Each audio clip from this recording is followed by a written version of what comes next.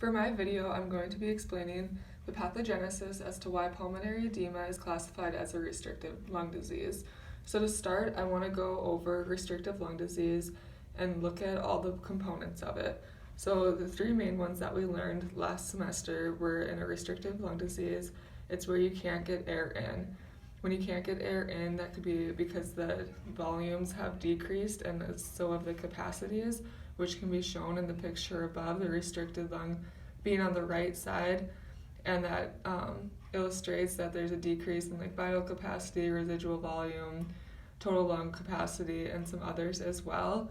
And then also with the restrictive lung disease, it's classified as having low compliance and a high elastic recoil. So with that, the lung is unable to stretch and expand to allow air in for gas exchange, which that could also affect the lung volume and therefore decreasing it. So those two kind of go together. And to think of a low compliance, think of a really thick balloon. It's going to be hard to blow that balloon up and expand the walls of the balloon to get the air in. But once that air is in, that thickness can like recoil really fast to push it all out. And that's also in a restrictive disease why we see the FEV1 being so high, because that air can be pushed out. They just don't have a lot to be able to get back in.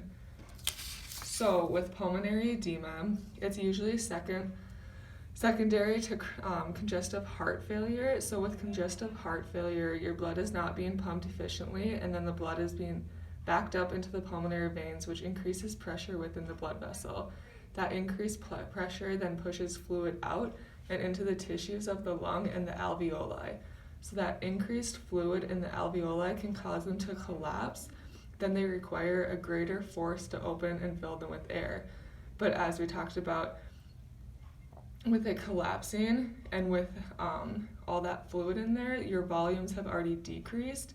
So you're not able to bring that much air in anyways, so it's even harder to bring in that forceful amount of air to fill up those alveoli, which have already been preoccupied with extra fluids, so it's going to be like it's unable to take that air in so that you can create an adequate amount of space for gas exchange or even to like allow that to happen.